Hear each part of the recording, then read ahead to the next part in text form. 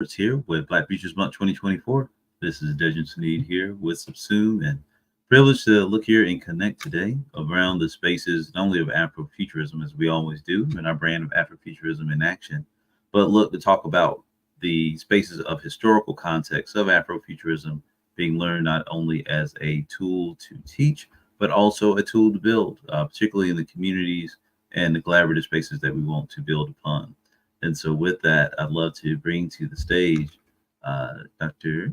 Oh, and I'm hitting the button that I shouldn't be hitting, but here with Afro, with the with into the Afro Fantastic with Dr. Julian Chambliss. How are you doing today? I'm great. How are you doing? I'm doing well. Thank you so very much. A pleasure to talk to you again. And there's several ways that this could go. So I wanted to really just give a space and opportunity first for you to introduce yourself. Whether we have a guest come through or not, we'll have a fantastic time. Talking about the work since last we spoke, as well as the Zara Festival, which I'm absolutely interested in. And so, to that, let me turn it over to you to tell us a little bit about yourself. Oh, thanks a lot. Obviously, my name is Julian Chambliss. I'm professor in the Department of English at Michigan State University. I'm also the Val Berriman Curator of History at the MSU Museum. I'm also a founder and around Afro Fantastic, which is a hub, an educational hub website, newsletter, recently documentary dedicated to teaching people about Afrofuturism. As Edwin points out, I also, for the last 5 years, served as the curator in residence for the Zora Neale Hurston Festival of the Arts and Humanities, which happens every year, the last week of January in Edenville, Florida, named in honor of its favorite daughter, Zora Neale Hurston. Over the last 5 years, between 2020 and 2024, the theme of the festival's academic programming was Afrofuturism. It's my honor to sort of curate that. So this last year was the last year of that cycle. Each year was thematic, the last year being space. And it started out with legacy, really history of Afrofuturism, then the vision of Afrofuturism, sound, spirit, and then space. And so that was an opportunity for us to sort of bring sort of traditional Black cultural studies narratives in conversation with contemporary Afrofuturism. I think we did a pretty good job of creating moments of conversation. If you're interested in hearing some of the scholars and seeing some of the things that happen at the festival, please check out our former podcast called Every Tongue Got to Confess.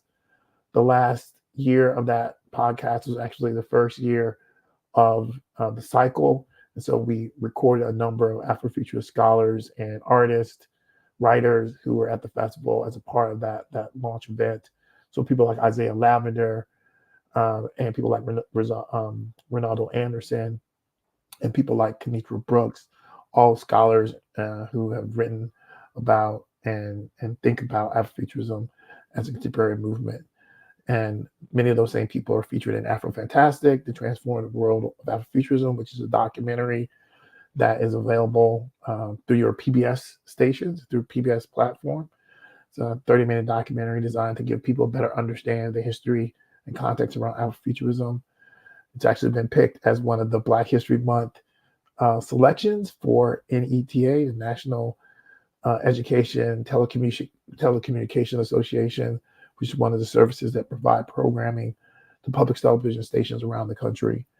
But you can also find it through the PBS digital platform. No charge. We're definitely in an educational landscape here, and we're trying to build people's capacity to think about Afrofuturism and why it's so important. And if you go to afrofantastic.com, that's the website, you can get access to all the things that I'm talking about. That's great. And again, really, really thankful for this. So I would love to kind of take one moment just to, with a resident expert in, I feel remiss if I didn't ask, what is a, I would say a general or maybe generative way to look at Afrofuturism that's beyond maybe the initial points of just thinking that it's Black Panther, right? Which again, we all love, but the Right. idea of, the larger I would say embodiment of Afrofuturism from your perspective. Well, the definition I always tell students and tell the public is that Afrofuturism really represents the intersection between speculation and liberation born of people of African descent who have worked in opposition to oppression over time and space. And so, that definition doesn't necessarily use the words technology, which is very common. Doesn't necessarily talk about science fiction, also very common. But the speculative can take many forms, and as many scholars and activists who are associated with Afrofuturism will say, those first slaves that came off the ship in 1619 and who thought about freedom, they were speculating towards a future. And the tools and technology at their disposal were wherever the tools and technology they had access to. So maybe it's music, maybe it's holding on to culture, it's writing, oratory in the 19th century, the memoirs of escaped slaves and narratives that they're using to sort of talk about their humanity and talk against the system of slavery in the American context. And even in the contemporary landscape, when we think about the ways that digital technology is being used as a way to connect people across diaspora in cooperation and advocating for care and uplift and greater enhancement, all these things represent a kind of Black speculative practice that is aiming towards a better future. And that really gets to the center of what I think Afrofuturism is for many people. The emphasis on speculative work or science fiction or the fantasy, that's really one part of the broader set of language that we understand to create the future, what scholars might refer to as the future industry, where it's this sort of intersection of many different cultural narratives that create the context for us to believe what a future could be. What Afrofuturism is often asking us to do is disrupt that future industry, because that industry is really at some level a kind of prediction through prescription that the people who are imagining the future, who are in power, are going to imagine a future that extends the trends and practices that maintain them in power. So the liberatory element here is often an important part of how Afrofuturism is distinctive from other kinds of future narratives. And so I think that's often the thing that I always want to point out to people when they're trying to think about what Afrofuturism is. That's it. No, great. And thank you so very much. So I think the idea, as you cited, of it not being as prescriptive as meaning that there's like the human or conversational element of change, particularly of those who may be seeking liberation or maybe actively being oppressed, whether by a space or a system or a combination of such. And I think we get lost on that a lot of times.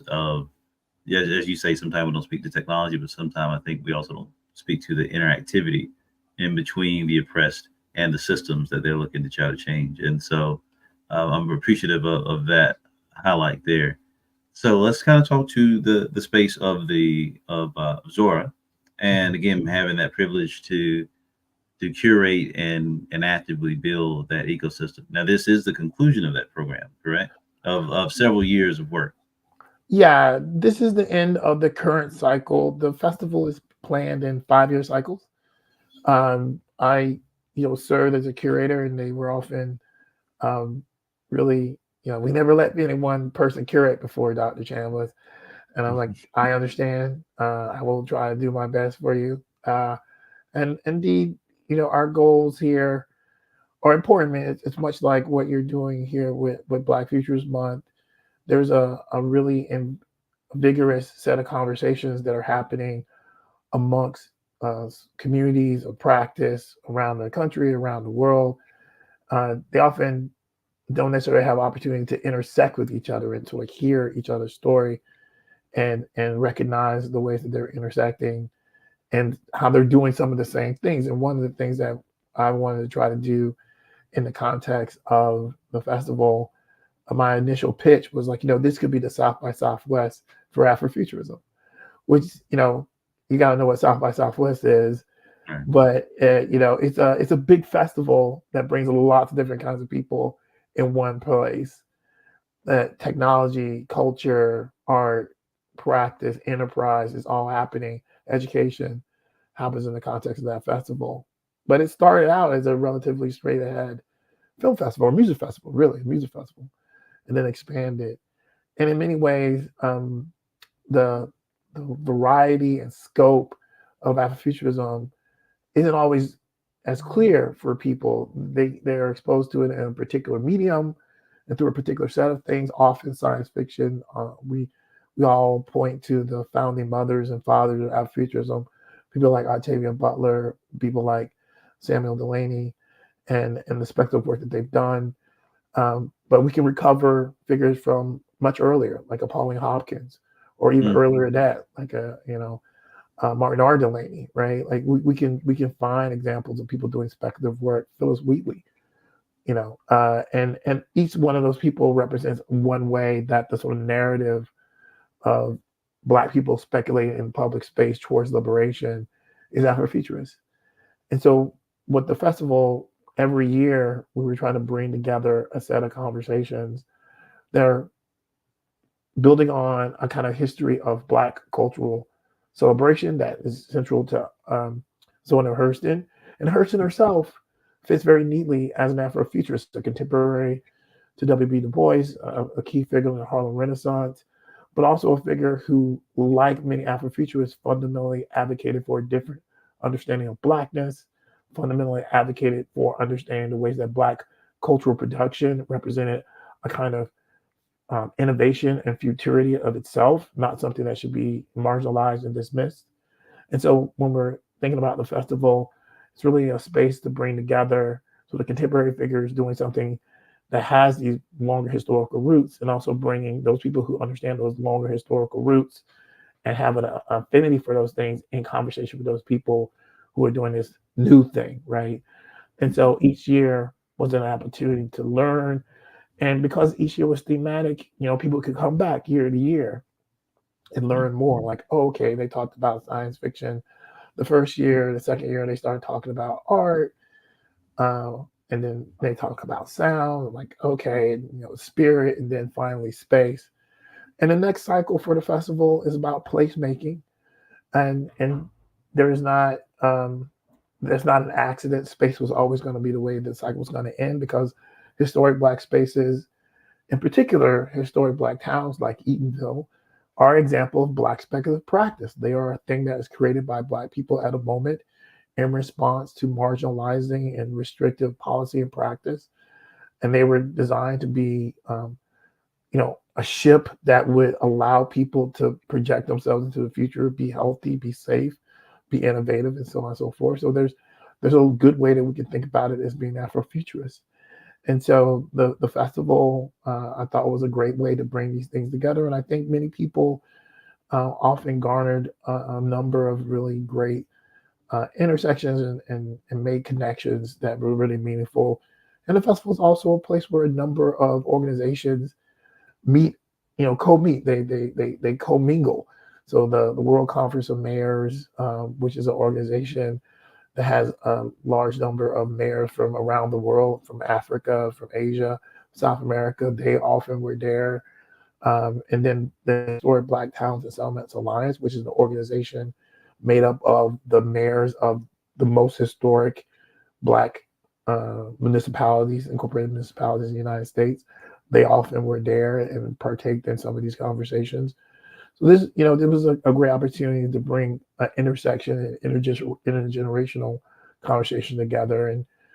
And we were able to record those things through things like podcasts, but also create things like courses. My colleagues, I work with a lot of colleagues at the University of Central Florida, which is in Orlando.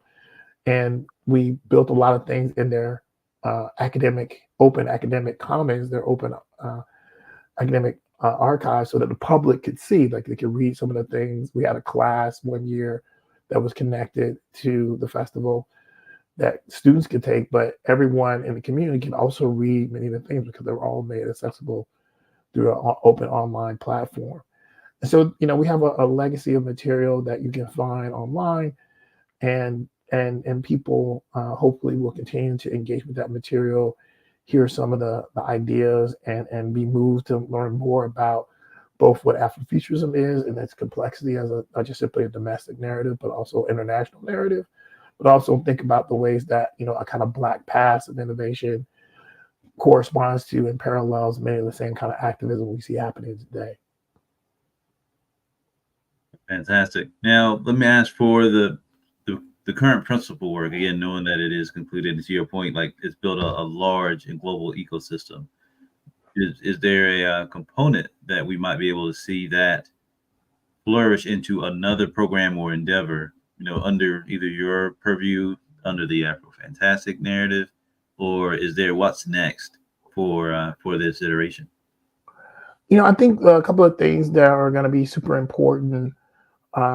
They're going to be taken up, I think, by a number of people. One is this sort of emphasis on space, placemaking, and sort of protection of Black heritage spaces. It's really typified by some of the struggles that Eatonville as a community is going through right now. They have a real challenge because a huge swath of property called the Robert Hungerford School, which was originally the site of a school founded in 1903 by graduates of Tuskegee University.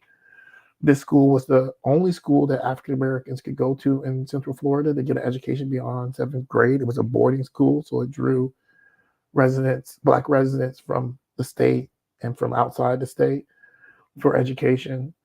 That school eventually was taken over or sold to the Orange County School Board and operated as a sort of Black high school for many years until it was closed in the early 2000s. And now the huge struggle with this land is what will be done with it. And if you do a short Google search, you can see that there's been a lot of news about this site. It was featured in CBS Sunday Morning. There's been a huge debate about whether or not this land can be sold to a developer to be developed in the exact same way that any large piece of land would be developed in Central Florida, or should the land be given back to the community and held in trust to do what it was originally sort of supposed to do, which is be used for the education and support of Black children. And so that question in Eatonville is really a microcosm of a large number set of questions about space, about land, about education, about development. And right now, the Southern Poverty Law Center is working with the Association to Preserve Eatonville Community on a lawsuit related to that land. If again, you can Google and see a lot of the work they've done, sort of explaining the story related to this. I actually, with my colleague, Dr. Scott French, have a chapter in the book coming out on Afrofuturism and politics that's about the sort of story of the land and how we think of the Robert Hungerford School as an Afrofuturist space. And so there's a lot of dedication and a lot of emphasis on what can be done for these historic Black spaces. And in Eatonville's case, what's going to happen with that property. But across the country, I think we've seen over the last few years real questions about protecting heritage spaces of African Americans. And there's a lot of possibilities, I think, for people in their local context to learn about that. But moving forward in the context of Eatonville, they are going to be continuing to use the Zora Neale Hurston Festival as a place to explore what that means. So next year in 2025, if you go to the festival, it will be about placemaking. They are going to have programming and speaking about that. So if you're involved in a place-based set of activism, if you're a community organization or community foundation, that would be a place to go to sort of interact with other people. You can sort of understand some of the cultural tourism language and frameworks that are really sort of being used to think about how historic spaces can be monetized to support the next generation of people as shop owners and professionals in those spaces. So that's one thing. Another thing is, from my perspective as someone who's researching and teaching about Afrofuturism, we're working on another documentary that is hoping to, explore and engage with the legacy of Afrofuturism from the perspective of trauma and horror, right? And one of the things that kind of defines Afrofuturism is its sort of emphasis on horror. But that's really an understanding of the nature of trauma and time and space. And so our next project in that sort of documentary space is going to be developed around trying to explore what that means and really talking about Afrofuturism and its way that it understands the legacies of the past, the present and the future are in dialogue in a very particular way. We have to understand that if we're going to create a different outcome for the next generation. And then obviously, we're always interested in supporting um, conversations and education around Afrofuturism. Right now, if you check out our website, you'll see that we're involved in the Carnegie Hall Festival on the fall of the Weimar Republic, Dancing on the Precipice. This has been a really interesting set of conversations. They're really spinning out of a festival that's looking at Germany after World War I, but before the rise of the Nazis.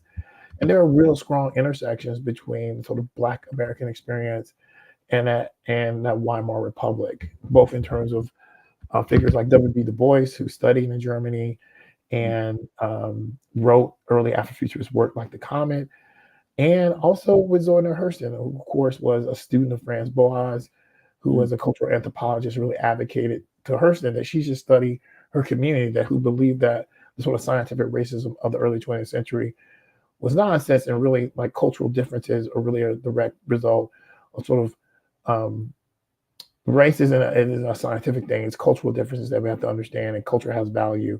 And that really became the basis for Hurston's work as a field anthropologist, and a lot of her innovations in terms of the field of anthropology by studying her native community. So there's lots of things that we're going to be sort of supporting. And if you check out afrofantastic.com, you'll be able to see those things, and check out my newsletter, and I'll try to keep people informed. Absolutely. So with that, afrofantastic.com is the best way for us to keep up with yourself and your work. Is there any other spaces, or should we emphasize on that? We'll of course be sending some additional information and links on all of our guests here today. Right. Afrofantastic.com, and on Instagram, we have Afrofantastic TV. And of course, you can also follow me on Instagram at Black Imaginary. All right.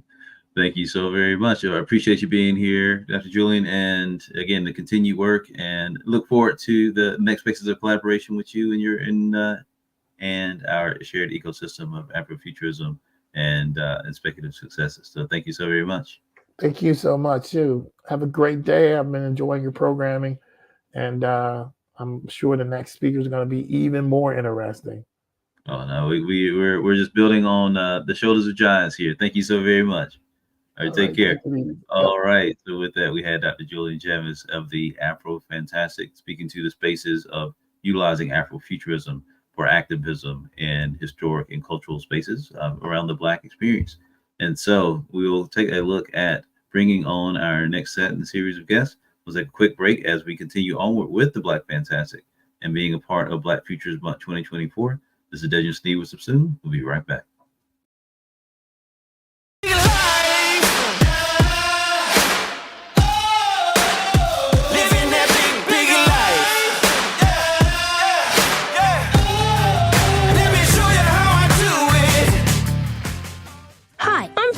My family's always on the move, so making new friends can be hard. I'm Franklin Armstrong. My name is Charlie Brown. The big soapbox derby race is coming to town. What do you think, Charlie Brown? Partners? Partners. Let's see what we can really do. Friendships are not perfect, but we can get through the rough spots together. Hey, Franklin, we saved you a seat over here.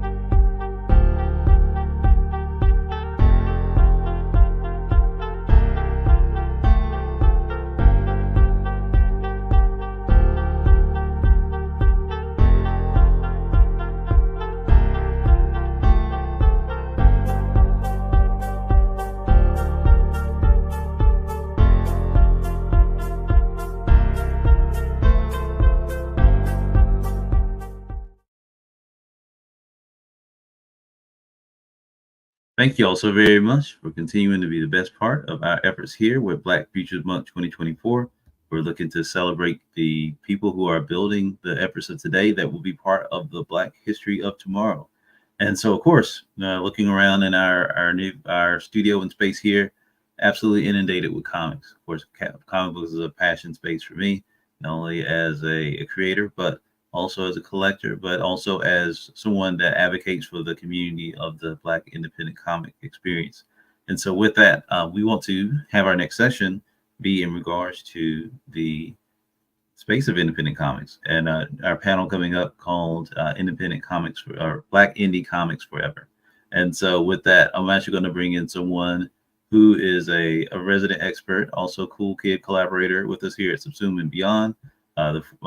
With his, I'll bring John Scooter Robinson here up to the stage. And because this gentleman does so much, I always want to allow him and his effort with Fourth Wall Comics, his podcast, and his own community advocacy be a part of our show here today. So just, John, how you doing today? Hey, how's it going? Doing pretty good. Doing well. Thank you so very much. And so I appreciate you for coming in as a host here for our next panel, again with Black Indie Comics Forever. And I'll let you take it away as we bring our cohort of guests on to talk about their efforts as well as y'all. Thank you so much. Absolutely. Thanks. Yeah. So thanks, Dedrin, for bringing me on to talk about indie comics. I mean, obviously, as an indie comic creator, I love talking about comics. So yeah, I'm excited to like kind of get into some things concerning more of the state of comics, kind of from the Black indie perspective, and just kind of the way that we're viewing the comic sphere and how we navigate that. So yeah, I'm down to chat. I know we have some amazing guests that we're gonna have with us for this conversation, and I know they can offer some pretty good insight. So I'll be happy to bring them up on the stage. Oh, absolutely. Let me clear the way for the continued parade of talent here. I will bring our guests onto the stage. I'll step to exit stage left and be able to listen as a fan for a moment in regards to this. So let's Absolutely. let us bring our folks in here. Thank you. There you go. Hey, what's going on? All right, y'all. Thank you so very much, gentlemen. And we'll continue onward from there. Absolutely. Oh, that's a surprise to be on here with the legend, Greg. Legend? Where? Yeah. Where? so we is prior introduced by Mike. We have the legend, Mr. Greg Burnham. I don't mean no legend, man. Getting people's hopes up for nothing. DC Comics, Milestone Comics Extraordinary, Greg Burnham, writing some of the greatest stories out there. Just put some recent books that are in stores as of last week, if I'm not mistaken.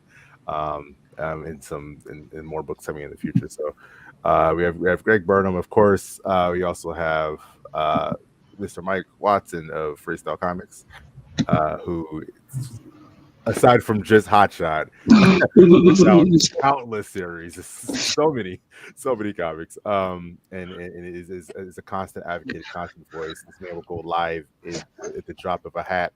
If I asked him to go live in 5 seconds for some other random thing, he will be there. So definitely appreciate you, Mike. And of course, we had Erica a moment ago, but I think she might be coming back in just a moment.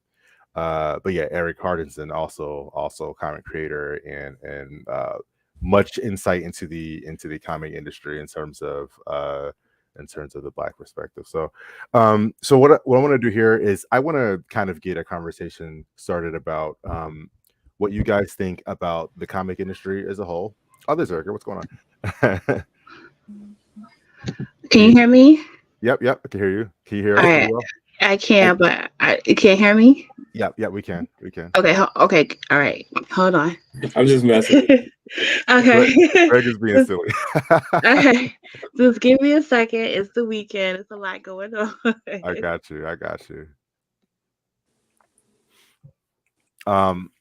But if you can hear, I'm gonna go with like the first kind of general, just like starting off question, and that is, I want to see what you guys think about where comics were about like let's just say the younger years, maybe when we were like maybe not kids, but when we were young, maybe kids, maybe teenagers, but where we saw comics a long time ago, whether it be 20 years, whether it be just 10 years, versus where we see comics at now, and how you think things have changed in general. We'll